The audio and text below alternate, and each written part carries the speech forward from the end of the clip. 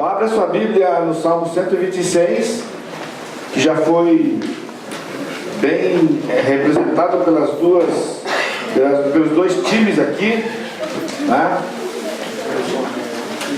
Então vamos meditar um pouco para a gente terminar essa parte, e aí depois eu passo a palavra para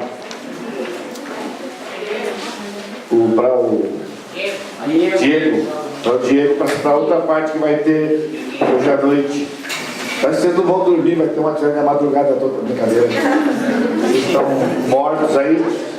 Eu vou tentar ser rápido, objetivo, para você não precisar dormir, tá bom? Mas o combinado com vocês vai ser que todos vocês devem prestar atenção. Fiquem atentos, a gente sabe que vocês estão cansados, o dia foi longo, bastante atividades, né? Foi um dia gostoso, já não choveu como ontem, deu para ter um aproveitamento melhor do lugar, né? E se Deus permitir, amanhã vai ser um dia ainda melhor, e a gente está planejando até a nossa fogueira à noite, vai ter um tempo legal. O ano passado choveu, no sábado a gente não pôde ter a fogueira, então nós estamos na expectativa de que tenha amanhã a fogueira. A fogueira é a oportunidade que vocês têm também de poder compartilhar alguma coisa que Deus tem falado ao seu coração aqui durante o tempo do acampamento, seja nas palestras ou no tempo, tudo que acontecer aqui é sua oportunidade. Então é importante que você planeje, né? E você gostaria de falar, já procure o Diego, o Rafa, o Léo, né? O Marquinhos, os pessoal da equipe aí, e dizer que você quer falar para a gente poder alistar todo mundo e poder dar oportunidade para vocês falarem, tá bem? Eu reforço as palavras do Sacha. Nós temos visitantes aqui no nosso meio, gentilmente tem atendido o convite de alguém para vir aqui. De repente, o que tem sido falado, se você tem dúvida ou se de alguma forma fala ao seu coração, você quiser um esclarecimento, alguma coisa, você pode me procurar ou pode procurar um dos qualquer da equipe para a gente poder esclarecer você, ou mesmo você, né? Se você tem alguma coisa que você gostaria de tratar no seu coração, resultado da mensagem, de certa forma é o conteúdo do Salmo 126 hoje. Então eu gostaria que todos vocês estivessem atentos para que você dê essa oportunidade para o Espírito poder falar o seu coração. Quando a gente planeja uma programação como esta para vocês, nós que planejamos temos vários objetivos, né? Não é só proporcionar para você um lugar gostoso para brincar, também, né? A gente sabe da sua idade. Anos atrás, em 1979, acho que ninguém tinha nascido aqui de vocês, né? Eu fui desafiado para liderar um grupo de jovens, né, como vocês, não tão grande quanto esse grupo, era um grupo muito pequeno, mas como pastor deles, né?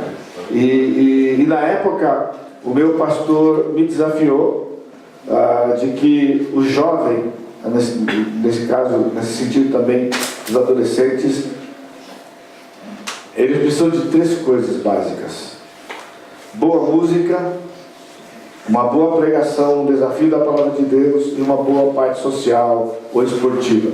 Então, baseado nessas 3 coisas, quando eu cheguei em São José, logo a gente trouxe um pastor para cuidar dos jovens, e historicamente, durante quase 30 anos, eu tenho tido um pastor de jovens para me acompanhar. Hoje nós temos outros pastores da igreja, mas quando tinha, além de mim, se nós podíamos ter apenas mais um, esse um que nós tínhamos era o pastor de jovens, para poder estar acompanhando vocês, porque essa é uma coisa importante, e essa é a visão. Uma boa música, né? Então é gostoso ver o Felipe chegar aqui hoje, já participando, uma nova geração, aí dirigindo o louvor. Eu sei que ele tem feito isso lá na igreja, no meio de vocês aqui outros, pessoal que toca, eu sei que entre vocês aí já tem a galera que toca, lá nos adolescentes, né? E é uma oportunidade para desafiar outros de vocês, né?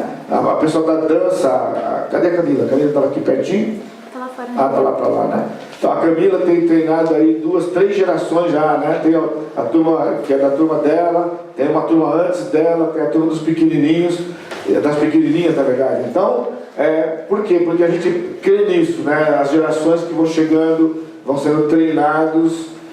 No acampamento nós temos noite de talentos. Essa é a oportunidade para vocês. Então, uma boa música, mas uma boa mensagem, sempre uma mensagem relevante ao seu coração. Para nós é muito importante. Então, nós, em vez de termos só a palavra, que seria suficiente para vocês, mas nós reconhecemos, jovens, precisa de uma boa música, né? E também essa parte social. Foi muito legal, eu vejo às vezes com vocês, uma turminha sentada lá, porque vocês não estão participando, né? Então, eu fico contente de que a grande maioria de vocês tem estado participando das atividades, né? Das atividades, porque isso faz interação, então isso atinge o objetivo que a gente tem de sociabilização entre vocês e esse relacionamento mais próximo. Essa é a outra razão porque a gente divide em times aqui. Mas antes da gente começar no Salmo 126, deixa eu perguntar para vocês aqui rapidamente: o que vocês já aprenderam sobre estes salmos da peregrinação? Ou salmos de ascensão, ou salmos de romagem, tem vários termos, cânticos de romagem que está aí no topo da Bíblia de alguns aí, né? O que significa salmos de ascensão ou esses cânticos, salmos de peregrinação? Quem sabe? Além do Felipe, quem mais? 2, 3, 4, 5, 6. Os outros dormiram um pouco? Não? Ok, muito bem. Caio, você levantou a mão? Caio, diz lá. Os cânticos que eles cantavam quando eles estavam indo para Jerusalém. Muito bem. Ok. Edmund, o que você aprendeu dos salmos? O que significa salmos de ascensão? Você levantou a mão? Ok. Oi? A mesma coisa. Alguém tem alguma coisa diferente? Ok, então, salmos de ascensão, a propósito, quantos salmos são? 14. Quanto? 14. Quase. 15.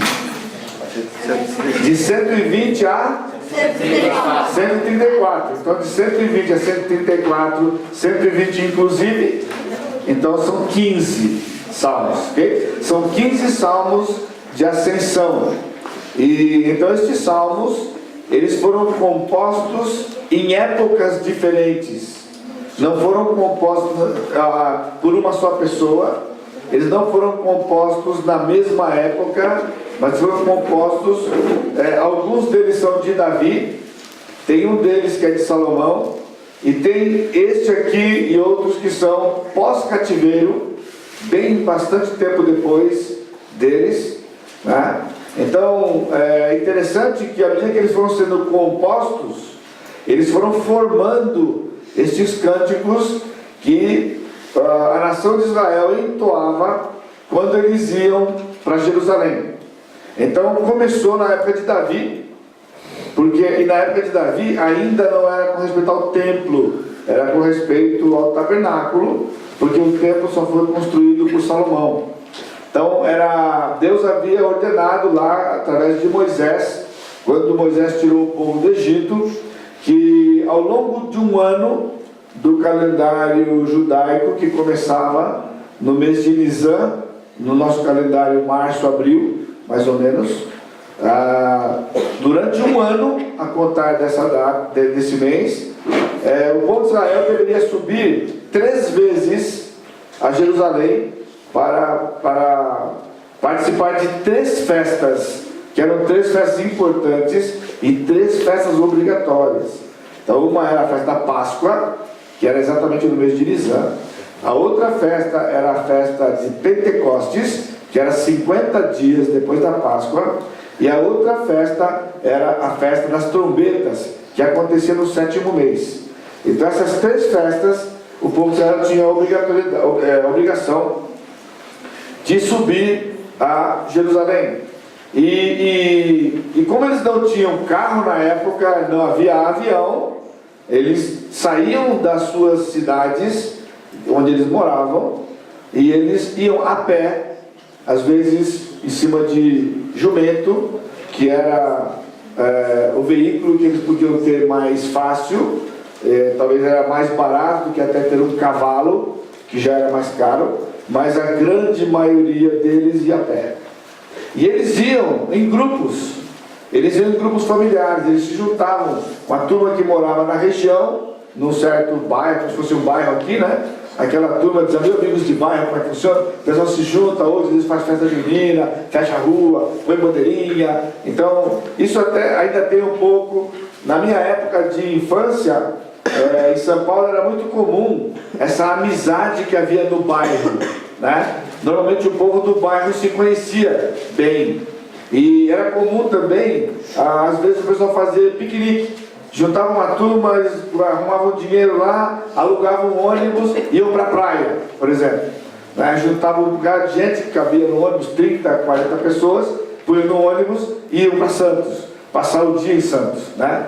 E daí preparavam comidas, tudo vizinhança, tudo o pessoal da região ali. Então imagine isso lá no povo de Israel, eles subiam para Jerusalém, porque Jerusalém tinha um significado especial, porque Jerusalém era a cidade de Deus, cidade de Davi, a cidade que Deus havia escolhido para a sua adoração. Então, por isso tomou este nome aqui, que é chamado o Cântico dos Degraus, ou o Cântico de Romagem. E alguns acham, né, que há outras possibilidades. O Cântico dos Degraus é como se fosse os degraus do templo que separavam o átrio das mulheres do átrio dos homens. E essa escada que ficava entre esses dois átrios, ela tinha 15 degraus. E alguns intérpretes acham que quando eles subiam aqueles degraus, cada salmo daquele, cada cântico daquele se referia a um desses degraus.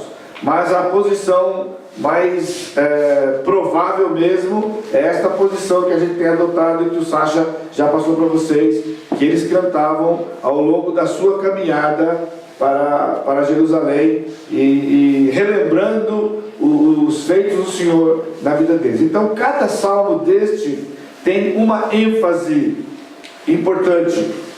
E o Salmo 126, ele é bastante peculiar dentro destes salmos, né?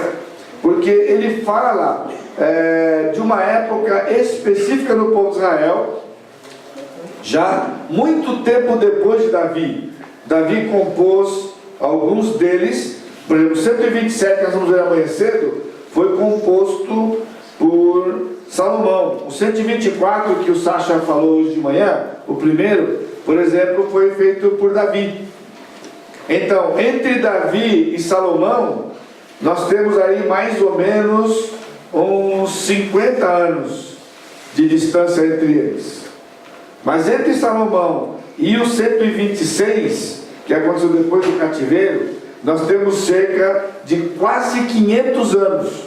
Na verdade, 400 anos mais ou menos, entre Salomão, que viveu em 930 a.C., para esse salmo que foi composto provavelmente em 530 depois, antes de Cristo. Então a diferença entre eles é quase que arredondadamente 400 anos. Então, de maneira que lá na época de Davi, eles cantavam alguns destes que estavam nos dias dele, somado com o de Salomão. Então, entre Salomão e os do pós-cativeiro, eles cantavam uma certa quantia, que não era total. Somente depois do cativeiro, quando todos os salmos de romagem foram compostos, é que eles cantavam esses 15, que quando foi juntado o cânon, eles ficaram agrupados, todos eles juntos, formando os cânticos de peregrinação. O que era o cativeiro? Alguém pode me ajudar? O que era o cativeiro? Uma moça ou uma adolescente, vocês sabem me dizer para a gente o que era o cativeiro?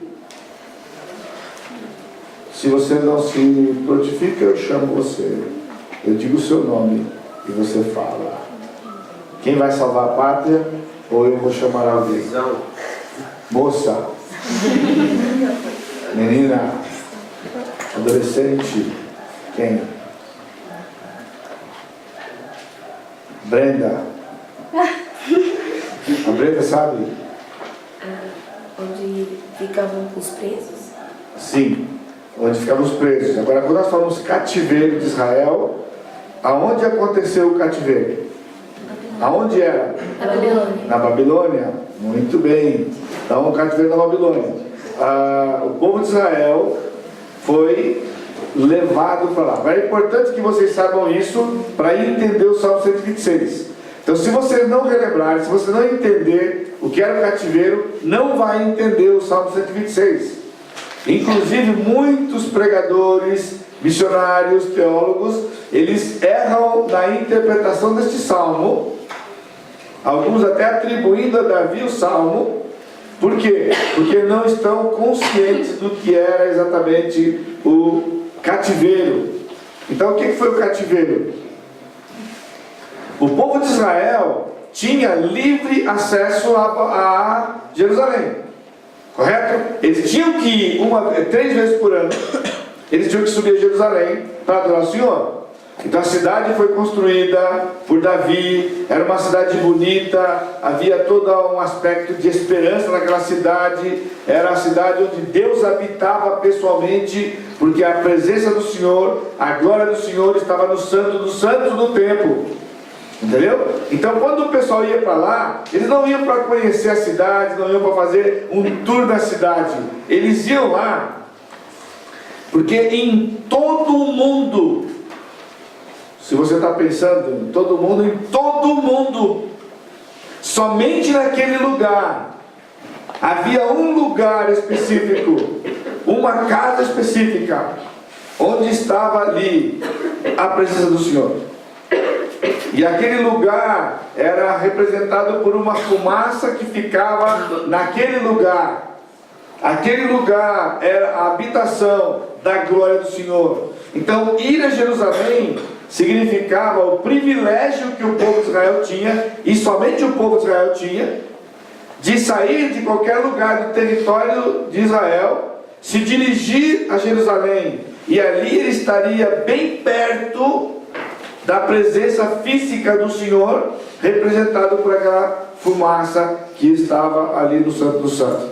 Então, nenhuma outra nação tinha isso, nenhuma outra nação tinha esse privilégio. Israel tinha esse privilégio de ir a Jerusalém, porque chegando em Jerusalém, ele estaria de perto, vendo de perto aquela construção que o Senhor havia dado, os detalhes, medidas, tal, e ali estava a presença, a glória do Senhor.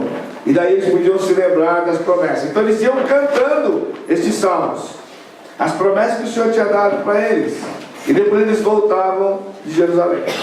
Porém, a nação, como já vocês representaram aqui, a nação, ela entrou numa rebeldia contra o Senhor, numa desobediência contra o Senhor, e desobedeceram o Senhor por cerca de quase 500 anos, 490 anos, eles desobedeceram ao Senhor. E então o Senhor disciplinou a nação, e a disciplina da nação foi usando Nabucodonosor, o rei da Babilônia, que veio até Israel e levou para a sua terra os habitantes de Jerusalém, os habitantes da nação de Israel. As 10 tribos do norte já tinham sido dominadas pelos assírios, já estavam todas dominadas pelos assírios, misturado pelos assírios, já estava um caos a parte do norte, e tinha sobrado somente as 2 tribos do sul, que era a tribo de Judá e Benjamim, que ficava basicamente em torno, aquelas cidades em torno de Jerusalém. Então Jerusalém, Betânia, Belém, Betel e aquelas cidadezinhas próximas ali. Então quando Nabucodonosor chegou, ele levou toda aquela população para lá, em 3 investidas específicas. Na primeira investida ele levou Daniel e seus amigos, depois numa segunda investida ele levou um outro tanto, e na última investida ele levou todo o restante. E ele deixou ali somente mendigos e doentes, pessoas que não podiam viajar, ficaram ali naquele lugar. Agora, ouça, eles ficaram ali por 70 anos. Então, 70 anos eles estavam na Babilônia. Agora, é importante você saber que neste tempo que eles estavam na Babilônia, que a nação estava na Babilônia, o que estava acontecendo em Jerusalém? Não tinha ninguém. E quando eles chegaram lá para lutar contra o povo e levar o povo, não foi numa visita cordial, não foi um convite, tipo assim, desceram lá um monte de jumbo daqueles aviões enormes e botou o pessoal tudo lá dentro, deu passagem aérea para eles e os levou para conhecer as maravilhas do mundo, que é uma das maravilhas do mundo, que era o jardim suspenso da Babilônia. Essa não foi a propósito. Eles vieram, invadiram Jerusalém, destruíram tudo e levou o povo para lá. O tempo que eles habitaram em Babilônia, que foram 70 anos, a cidade de Jerusalém e toda a circunvizinhança lá, o lugar onde estavam as tribos, aquelas cidades todas, as tribos de Judá e Benjamim, elas ficaram em desolação e abandono completo por 70 anos. Ok? Então, Nabucodonosor morreu, aí veio seu filho, aí veio seu tataraneto, que era Belsazar. E então se passaram os 70 anos, e ao finalzinho dos 70 anos, em cumprimento da profecia do Senhor, os medo-persas dominaram os babilônios, né? E quando eles dominaram os babilônios, assumiram o governo. Coincidentemente, humanamente falando, era o tempo que os 70 anos estavam acabando, que estavam sob disciplina do Senhor. Então, uma vez que o tempo de disciplina acabou, o Senhor tinha que trazer o seu povo de volta. Então, ele moveu o coração deste rei chamado Ciro, para que Ciro mandasse o povo de Israel de volta. Uma coisa interessante, se você está na internet aí hoje e você procurar no Wikipedia, por exemplo, a respeito de Ciro, se você escrever Ciro, né, eles vão dar essas informações. Porém, eles vão dar uma informação do tipo que Ciro não somente libertou o povo de Israel e mandou o povo de Israel para casa, mas Ciro mandou todos os povos que tinham sido dominados, que moravam na Babilônia, que moravam no Império, voltar para a sua origem. E por conta dessa informação que eles têm na história, aí, que foi verdade, eles querem dizer que é uma coincidência e uma forçação de barra dizer que Ciro mandou Israel de volta. Porque ele quer dizer, uma vez que ele libertou todo mundo, obviamente Israel foi libertado também.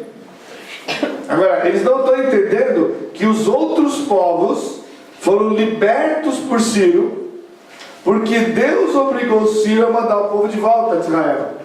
Então Deus moveu Ciro para mandar Israel de volta, e todos os povos, porque Israel tinha que voltar para a sua terra, né? E uma coisa mais importante, abre a sua Bíblia rapidamente aí, em Isaías 45:1. Isaías 45:1. Amanhã, no culto da manhã, eu vou fazer a contagem das Bíblias e vai contar celular. Então, mas se você não tiver com o seu celular aqui esperando no dormitório, não vai contar. Isaías 45, verso 1. Amém. O que diz aí?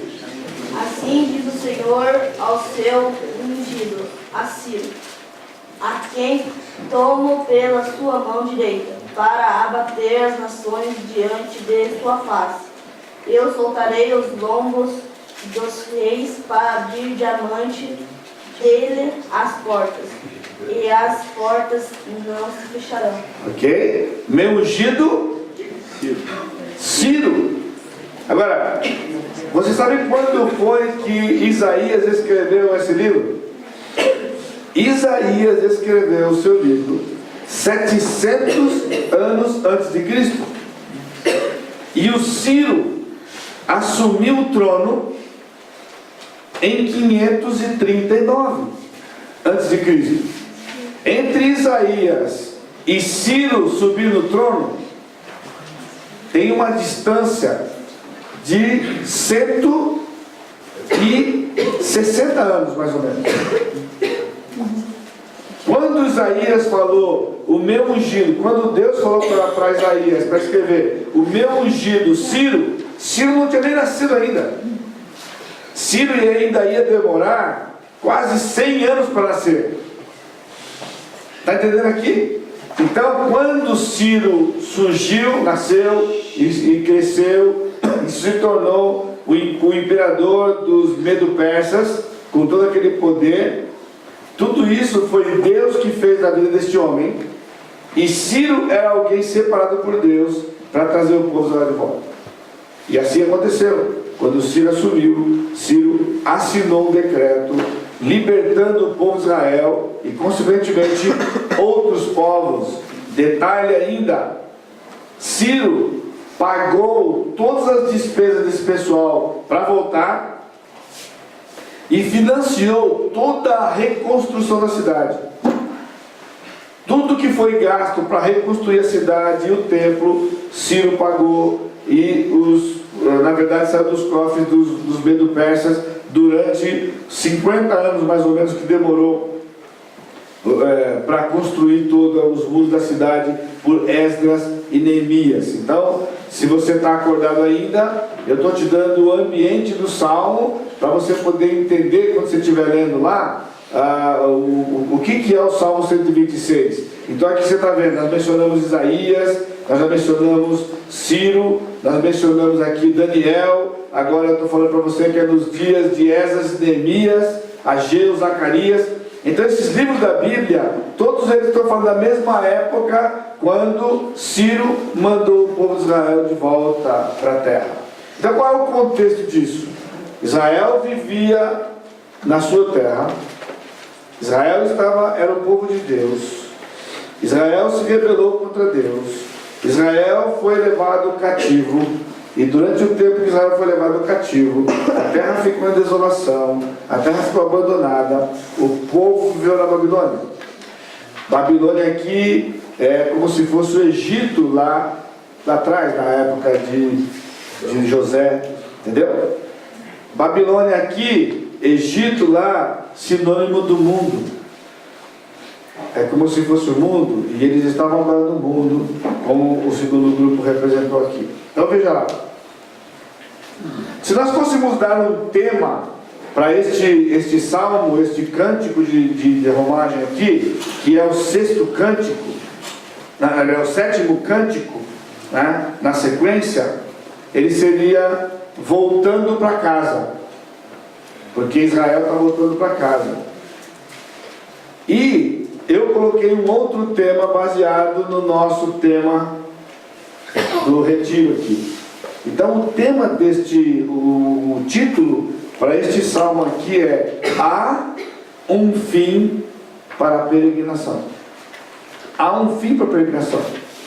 Então Israel estava agora experimentando que mesmo que eles foram rebeldes e eles foram disciplinados pelo Senhor, levados para uma outra terra, ali não era o abandono de Deus para com eles, era uma disciplina. E havia um tempo determinado, e quando esse tempo acabasse, o povo de Israel ia voltar, haveria um fim. Nós estamos meditando aqui sobre a peregrinação, nós somos peregrinos aqui nessa terra. Então hoje você tem essa informação. Há um fim para a peregrinação. E tem duas aplicações para nós.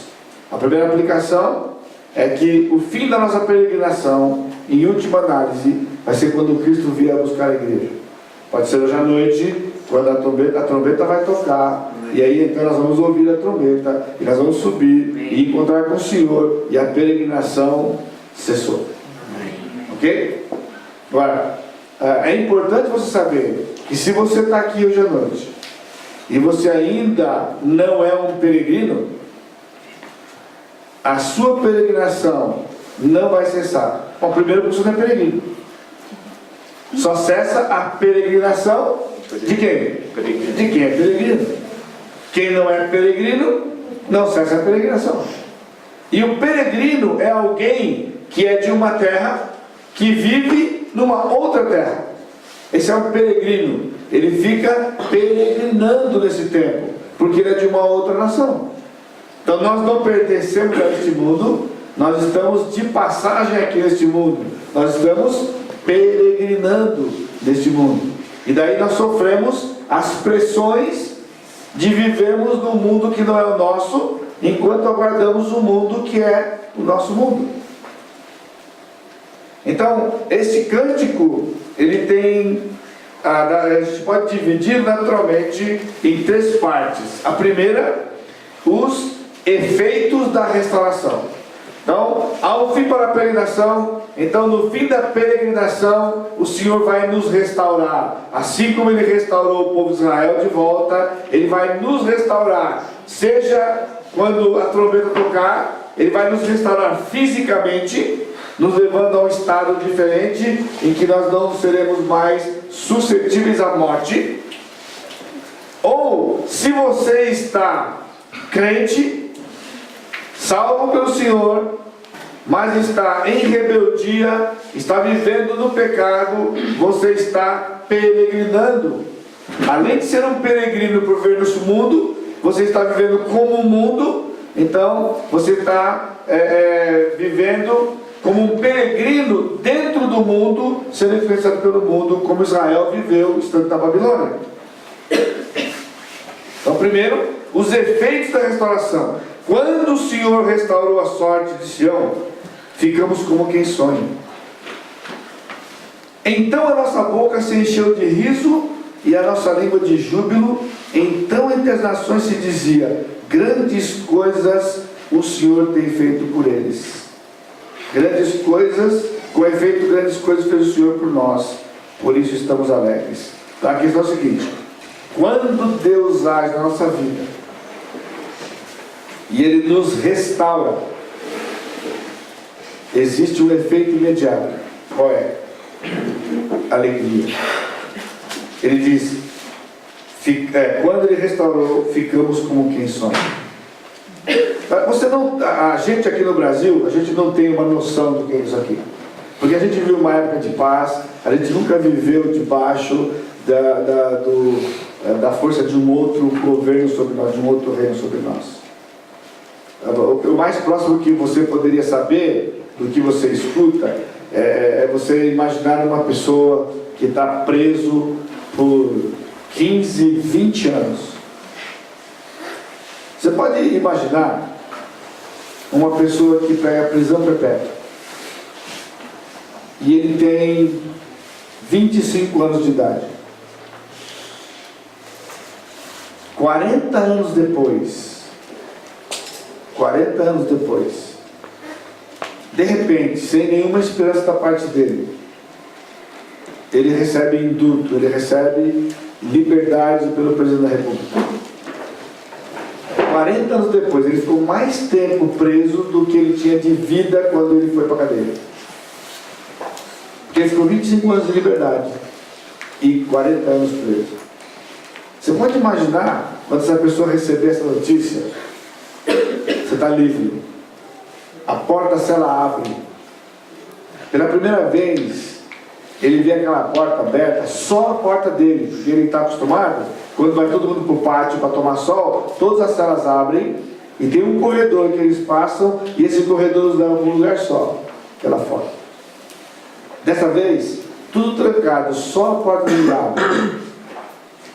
E pela primeira vez, ele pode sair daquele lugar. E não é aquele corredor que leva para o pátio. Ele é encaminhado lá para a porta de entrada. É trocada a sua roupa, é colocada a roupa dele de novo de cidadão.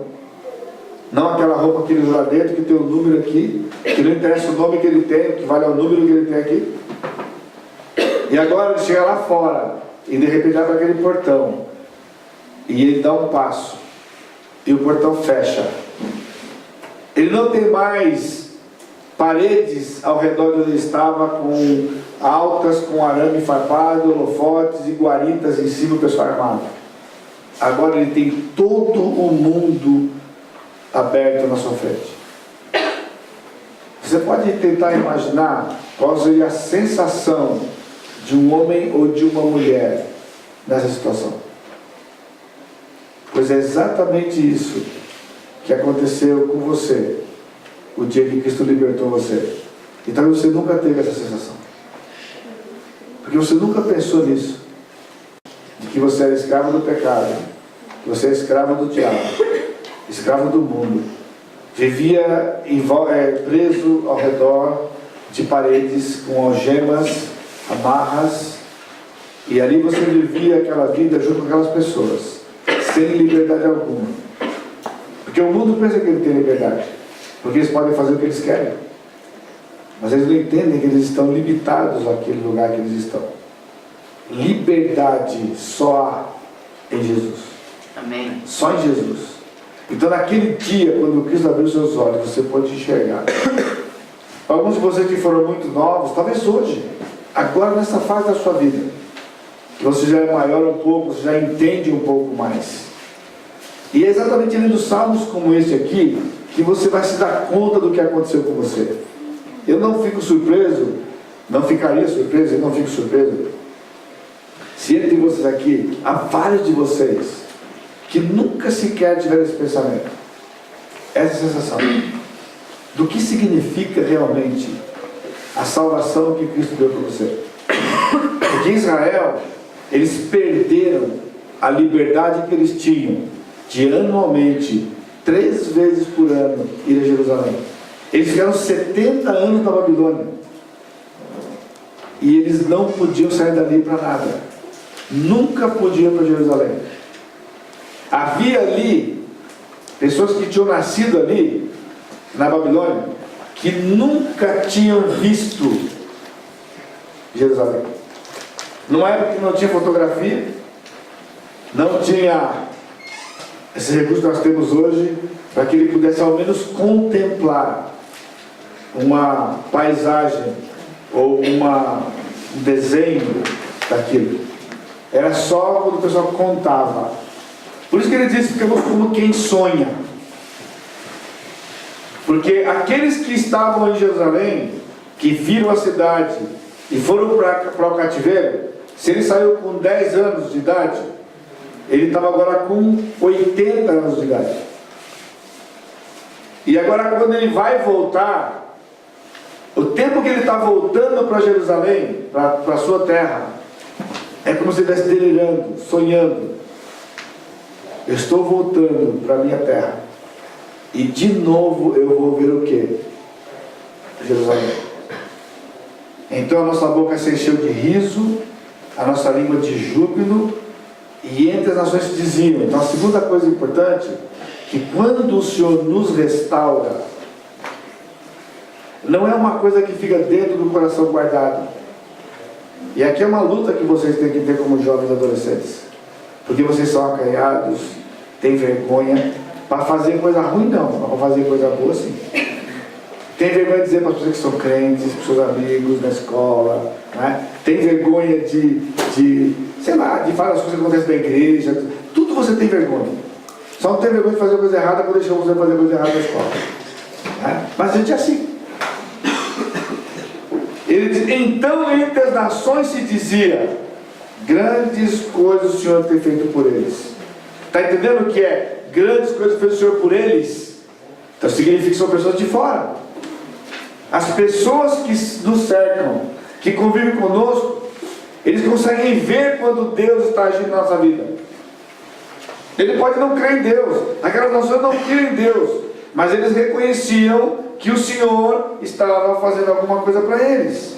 E então eles reconheciam, grandes coisas fez o Senhor por nós, por isso estamos alegres. Você está alegre hoje? Não precisa levantar a mão? Não precisa levantar a mão. Mas a pergunta é, você está alegre? Você está alegre?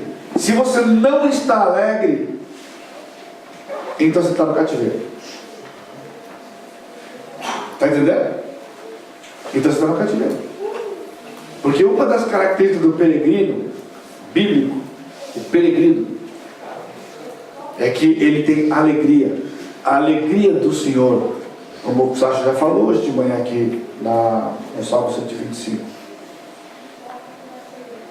O Senhor fez algo por nós, por isso nós estamos alegres. Segundo lugar, a súplica pela restauração completa. Versículo 4. Restaura, Senhor, a nossa sorte, como as torrentes do Negueb. Agora aqui tem uma coisa legal, né? Inclusive o menino lá, o André, quando o André leu aqui, né, a parte que eles escreveram aqui, ele mencionou o Negueb. O Negueb era uma região no sul da Palestina, que era uma região desértica e é uma região seca. Porém, na época da primavera então tinha um tipo de um riacho que vinha para este lugar aqui, e quando chegava nessa época da primavera, na época das chuvas, então esse riacho se tornava grande, como se fosse um rio. Ele vinha e regava toda aquela região, ele inundava aquela região toda, né? E tornava aquele lugar com fertilidade, entendeu? Então o que ele está pedindo aqui? Uma região seca, ela se tornava agora uma região fértil, uma região com abundância, para que podia se plantar e de onde eles tinham comida. Então essa figura os mais velhos tinham na mente. Eles conheciam, eles sabiam deste detalhe, deste lugar. Então o que eles estavam pensando? Que quando eles voltassem para Jerusalém, eles sabiam que a cidade ia estar desolada. Eles sabiam que a cidade ia estar toda destruída. Então qual era o retrato na mente deles da cidade de Jerusalém, daquela região? Como a região do sul do Negueb, totalmente devastada, seca. É assim que eles acreditavam. Porém, como eles sabiam que na primavera aquela região inundava e ela ficava toda verde e ela ressurgia, ela ficava restaurada, eles estão pedindo assim para Deus: Senhor, restaura a nossa sorte. Faz a mesma coisa com Jerusalém, faz a mesma coisa com a nossa nação, que o Senhor faz naturalmente naquela região quando vem a primavera. Eles estavam fazendo a súplica para o Senhor, a súplica pela restauração completa. Pessoal, não bastava voltar para a Palestina. Voltar para a Palestina era encontrar um lugar totalmente desolado, sem nenhuma condição de habitar. Então por que voltar? A propósito, muitos que estavam na Babilônia nunca quiseram voltar para Israel, porque eles viviam na Babilônia, muitos deles já estavam estabelecidos lá, eles tinham comércio na Babilônia, eles já tinham suas colheitas, eles tinham suas terras para plantar. Então por que voltar para a Palestina? Por que voltar para a terra prometida? Mas os que voltaram porque acreditavam, porque eles sentiam a necessidade e a falta de estar na presença do Senhor ali em Jerusalém. Então o Salmo 126, ele não somente narra este momento histórico do povo de Israel, voltar, mas ele se torna um salmo que nos desafia a avaliar na nossa vida se nós não temos perdido ao longo da nossa caminhada a liberdade que nós tínhamos de adorar e cultuar o Senhor, porque temos entrado em rebeldia contra o Senhor, e então nós estamos apaixonados pelo mundo, amando as coisas do mundo, e estamos então em peregrinação no mundo, não da forma por pertencermos ao céu, por pertencermos ao Senhor, mas porque temos abandonado o Senhor, como Israel tinha abandonado o Senhor. E finalmente, nos versículos 5 e 6, a certeza da bênção do Senhor. Os que com lágrimas semeiam, com júbilo ceifarão. Quem sai andando e chorando enquanto semeia, voltará com júbilo trazendo seus feixes.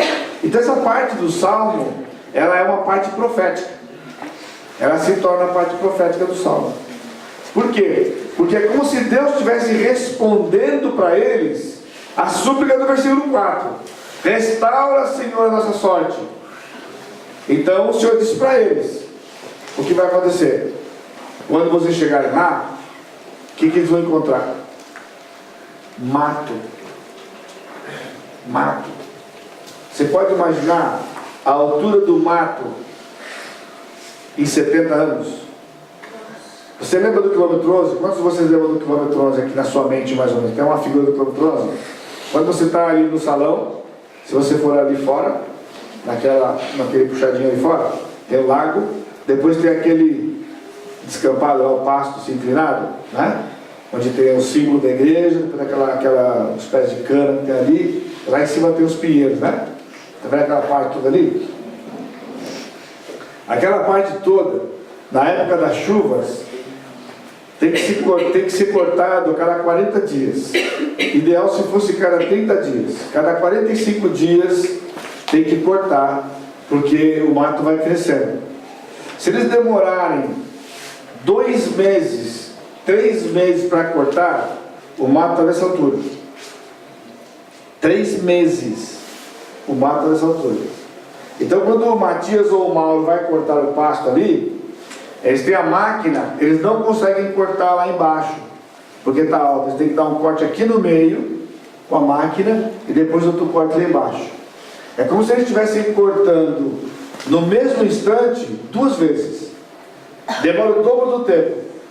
Porque se ele está baixo, ele corta embaixo. Vai passando a máquina, e aquilo vai cortando. Se o mato está alto, ele tem que passar em cima e depois passar embaixo. No mesmo lugar. Então ele corta metade e depois metade. Agora você pode imaginar como ficaria o quilômetro 11 se desse um terremoto ali e todas as construções que nós temos ali desabassem e ficasse 70 anos sem ninguém mexer. O mato ia tomar conta. Ali em cima, em frente à casa do Matias, tem um pomar ali, onde tem as mexericas, né, os pés de fruta que tem ali, o abacateiro que está lá em cima, o pé de jaca está aqui do lado, tem a mangueira também na frente da casa do Mauro, né, tem 2 mangueiras ali, não é? Tudo aquilo ali ia ficar coberto de mato. Então, quando Israel chegou de volta, que eles chegaram lá, o que eles encontraram? Exatamente aqui. Aqui. Então o Senhor prometeu para eles o quê? Vocês vão semear com lágrimas. Por que com lágrimas? Porque à medida que eles começaram, e eles não tinham a máquina que o Matias e o Mauro tem, não, pessoal. Era na enxadona, na foice, entendeu? E arrancar. Então, agora, por que estava a máquina? Por que tinha mato? Porque tinha chovido, mas por que tinha mato? Por que estava abandonado? Porque o povo tinha saído de lá. Por que o povo tinha saído de lá? Porque eles estavam em pecado. Entendeu? Então quando eles voltaram, eles começaram a ver o mato daquele tamanho. Por que o mato é desse tamanho? Porque nós estávamos em rebeldia. Por isso eles choravam. Não havia alegria. A alegria foi sair do cativeiro. Entendeu? A alegria foi quando as algemas foram tiradas dele. Estavam como quem sonha. Pediram para o Senhor restaurar. Mas quando eles chegaram em Jerusalém, eles começaram a chorar. Porque ali eles viram de cara o que? O pecado deles. O resultado do pecado deles. Mas o Senhor prometeu o que? Você vai semear com lágrima, mas vai ceifar, vai colher com júbilo. Sabe por quê? Eu vou dar a colheita. Está entendendo? Vocês só vão ter que cortar. Vão cortar, vão semear. Vai ser difícil, vai ser duro, vai ser complicado, mas eu vou dar a colheita para vocês. E vocês, quando chegar no dia, vai ver aquilo tudo agora não crescendo com mato, mas crescendo com plantação, com trigo, com cevada, com as comidas do povo daquela época, daquela região, né? E oliveira, que é a azeitona, e assim por diante. Quem sai andando e chorando enquanto semeia, voltará com júbilo, trazendo os seus feixes. Essa é a promessa do Senhor. Agora, sabe o que significa isso aqui? Quando nós temos consciência do nosso pecado, a gente não tem alegria, a gente tem tristeza. E o Senhor é quem transforma a nossa tristeza em júbilo quando Ele nos restaura. Então é possível que haja entre vocês aqui vários de vocês que têm vivido uma vida longe do Senhor, uma vida onde você vai à igreja, até talvez aqui porque seu pai força bem que você vai lá. Se você tivesse a oportunidade de não ir, provavelmente você não ia lá, você ia para outro lugar. Talvez é assim que você tem estado. Então, se você tem vivido assim, você está como o povo de Israel. Você não está entendendo e dando valor ao que é servir o Senhor, ser servo do Senhor, ter sido liberto pelo Senhor. E há uma possibilidade que você vai perder tudo isso que você tem, porque você vai abraçar o mundo. Mas se você pertence ao Senhor, o que diz o Salmo? Vai voltar para casa. Haverá um fim à peregrinação. Amém. E quando o Senhor trouxer você de volta, você vai estar alegre, mas você vai dar de cara com o pecado e você vai ficar triste. Porém, a tristeza não é o fim do processo. Ele vai transformar a tristeza em alegria. Por quê? Porque Ele vai dar novos frutos para você. Então pense nisso. Pare e pense. Que tipo de vida você tem vivido? Que tipo de vida cristã você tem vivido? Que tipo de compromisso você tem tido? De comprometimento você tem tido? Essa foi a história de Israel. Israel tinha tudo do Senhor ali, tinha as promessas do Senhor, as bênçãos do Senhor, mas Israel trocou tudo isto por viver numa terra distante, como escravos, servindo a um outro rei, outros deuses, sofrendo pressões, enquanto o lugar que eles viviam estava em completa ruína. Mas um dia o Senhor pôs fim àquilo ali. E talvez pode ser para você esse acampamento. Esse acampamento vai ser quando haverá fim da sua escravidão, fim dessa vida que você tem vivido, de estar mais parecido com o mundo do que parecido com o povo de Deus. Amém. Você não tem vivido como peregrino. As pessoas que olham para você não veem você um peregrino, porque você não tem sotaque de estrangeiro. Eles veem você como se fosse um deles. Eles estão familiarizados com você, porque quem é de um outro país tem uma língua diferente, tem cultura diferente. Então o cidadão do reino dos céus tem uma língua diferente. Eu vi gente tomando pito lá embaixo no campo hoje, estava falando palavrão. Mas vai falar palavrão? Isso daqui não é a língua do povo de Deus, isso não é a língua do cidadão do céu. Essa é a língua do cidadão do mundo. Tá? Então, esse é um detalhe, quer dizer, mas tem outros detalhes mais profundos do que isso. Aonde você está, você tem passado pelo meio deles como se fosse do meio deles. Quando você vê um estrangeiro aqui, você sabe que ele é estrangeiro porque ele tem um sotaque diferente. E se você ficar mais perto dele, porque ele tem uma cultura diferente. Nós somos assim também. Por isso a gente tem lutado um pouco até com a questão do que a gente canta, né? É legal cantar, vocês têm o ritmo da sua época, tudo, né? Mas uma parte triste para mim, principalmente que eu tenho lutado com isso, é porque esses cânticos, eles são muito parecidos com aquele que tem lá fora. Não são aqueles que eram características nossas, principalmente na questão da letra. Entendeu? Então, a nossa música é diferente. A nossa vida é diferente, nosso comportamento é diferente, o nosso pensamento é diferente, o nosso linguajar é diferente, as nossas atitudes uns para com os outros, elas são diferentes, porque é um reino novo, é um reino diferente. Vivemos no mundo, mas não somos do mundo. Peregrinos aqui, mas não daqui. Mas talvez você está vivendo como um peregrino daqui, vivendo aqui. Então você não é um peregrino porque você está vivendo exatamente igual ao mundo, se passa pelo meio deles, é confundido com eles. Eles não dizem que você é diferente. Então esse acampamento pode ser um acampamento especial para você. Pode ser especial para você porque você vai se tornar um peregrino. Pode ser especial para você porque você vai voltar a ser um peregrino.